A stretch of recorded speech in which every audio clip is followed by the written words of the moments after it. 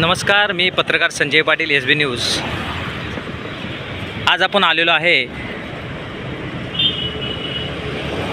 नवी मुंबई येथील खैरणे गावाच्या या सिग्नलवरती।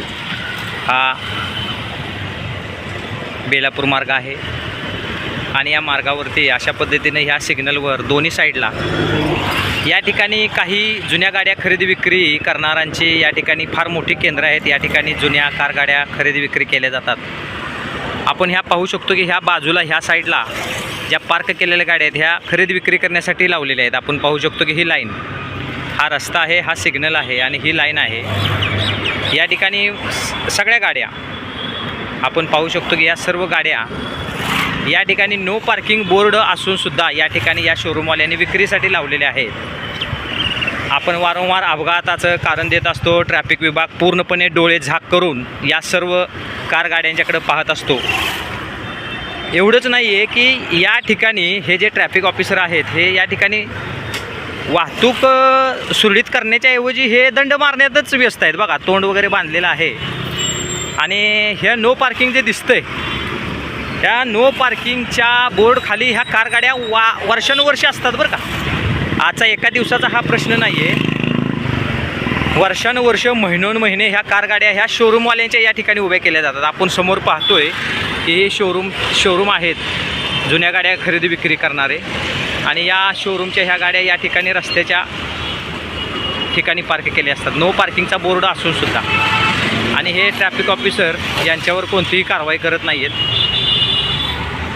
रस्त्याच्या दुतर्फा म्हणजे रस्त्याच्या या साईडला सुद्धा आपण पाहू शकतो की पाठीमागं सुद्धा फार मोठ्या प्रमाणात अशी लाईन आहे आणि या शोरूमवाल्यांच्या गाड्या या ठिकाणी पार्क केलेल्या आहेत। बघा, रस्त्याच्या दुतर्फा दोन्ही साईडला अशा पद्धतीनं या गाड्या पार्क केल्या जातात। या ठिकाणी ट्रॅफिकचे व्यवस्थापन करण्यासाठी सुद्धा काही ट्रॅफिक ऑफिसर असतात, यांचं याकडे पूर्णपणे दुर्लक्ष असतं। हे फक्त पावत्या फाडण्यासाठीच असतात असं मला वाटतंय।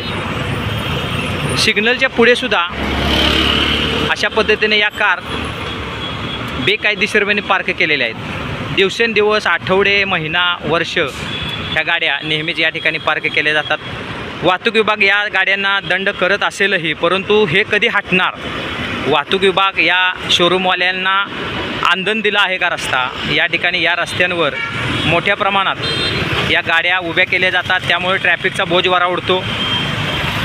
साहेब, मला एक सांगा, ह्या ज्या वर्षानुवर्ष गाड्या उभ्या आहेत ह्यांच्यावर तुम्ही कारवाई करता का?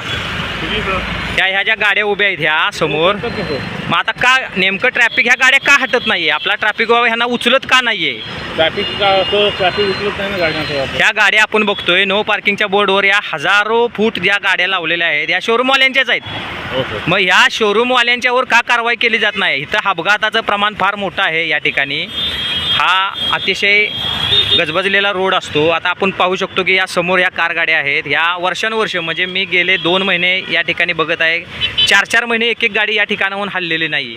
तर साहेब, आपण काय कारवाई करता? आता तुम्ही तुमची ड्युटी करताय, प्रामाणिकपणे करताय, परंतु वरिष्ठांना तुम्ही असा रिपोर्ट का देत नाही की हे पूर्णपणे रस्ते मोकळे व्हावेत?